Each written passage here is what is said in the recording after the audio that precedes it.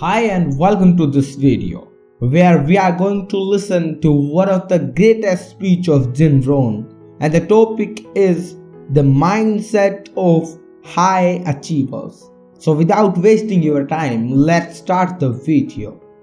Now we're going to take some time to actually start designing the next 10 years of your life. We're going to start setting your goals. Goal setting is one of the most important skills to develop if you want to design your future. I'm going to give you enough homework not only to keep you busy for the rest of your life, but also to help you create the kind of life you may have always dreamed about living, but never believed possible. So let's get on with it. The sooner you exert the discipline, the sooner you will be enjoying the results. Once the results start to come, believe me, you won't mind the hard work and discipline it's going to take. Now, get a sheet of paper, and at the top of it, write the words, long-range goals.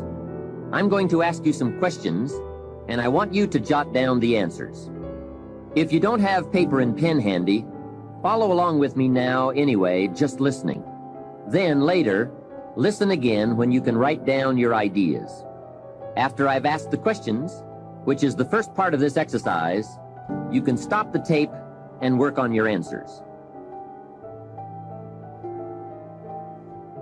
Entitle this part of it now, Workshop.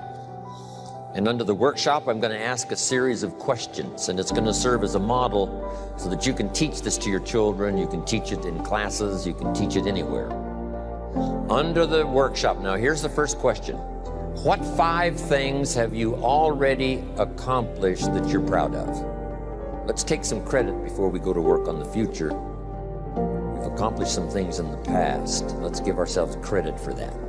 What 5 things have you already accomplished that you're proud of? So I want you to make a note of that question, and then I want you to do the exercise. Make a list of 5 things that you can think of that you've already accomplished that you're proud of. Next question. What do you want in the next 10 years? I want you to make a list of at least 50 items. Now, this is not what you think you can get. This is what you want. If everything fell into place and you could have anything you wanted in the next 10 years, what would that list be? Not something you think you can earn, not something you think you can buy, not something you think you can, finally be so successful you can get.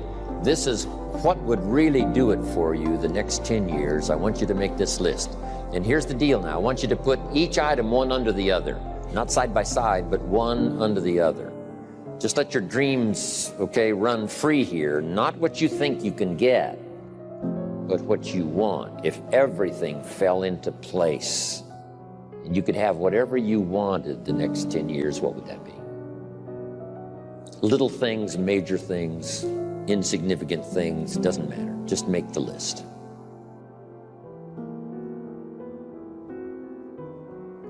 We find ourselves announcing our standards to our relatives, our friends, our associates. We shout our beliefs and condemn those who believe any differently, but then we don't walk the talk. We end up acting in a way far different from the beliefs we've shouted. We tell our kids that the TV is rotting their minds, yet we spend our evenings in front of it. We tell our employees that they must take advantage of every minute of the working day, yet we spend 3 hours at lunch. Do as I say, not as I do. This is inconsistent. This leads to a loss of credibility among those who watch us. And more importantly, this leads to a loss of credibility within ourselves. The only thing worse than one who is inconsistent in applying their self-imposed disciplines is one who has never considered the need or the value of discipline at all.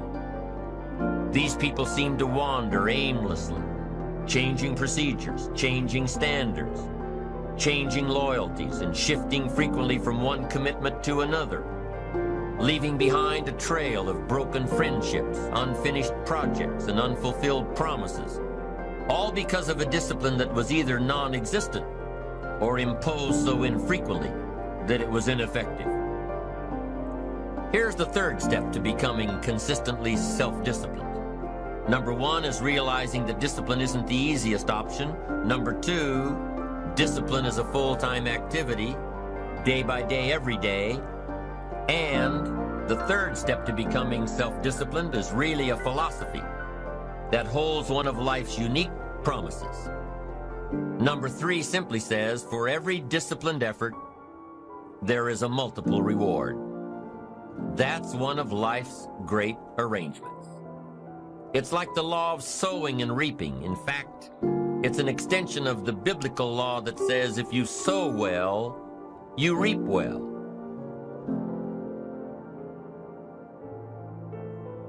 One of the major things Shove taught me when I met him, he said, poor thinking habits keeps most people poor. Not poor working habits. Most people work hard, but they don't think hard. And Shove taught me that the mind is like a factory, a mental factory. And whatever you think about all day long pours ingredients into this mental factory. And that's what builds the economic, social, financial fabric of your life. He quoted me a Bible phrase that says, as you think, so you become. How awesome. When he talked about poor thinking habits, he had me. I used to start the day reading the morning newspaper. I mean, you can believe that or not.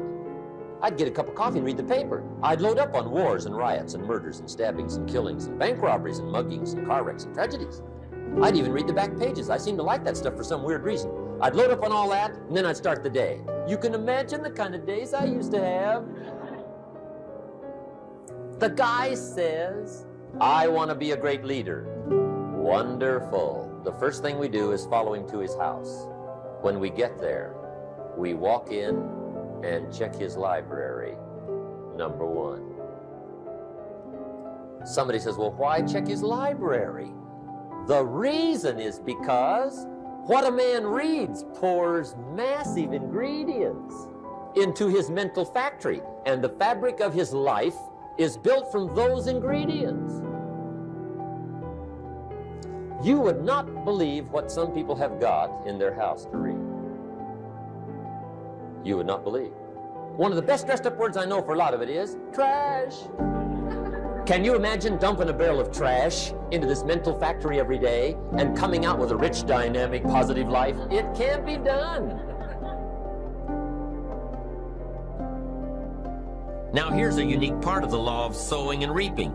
Not only does it suggest that we'll all reap what we've sown, it also suggests that we'll reap much more. Life is full of laws that both govern and explain behaviors. But this may well be the major law we need to understand.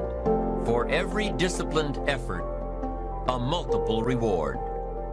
For every disciplined effort, a multiple reward. What a concept. If you render unique service, your reward will be multiplied. If you're fair and honest and patient with others, your reward will be multiplied.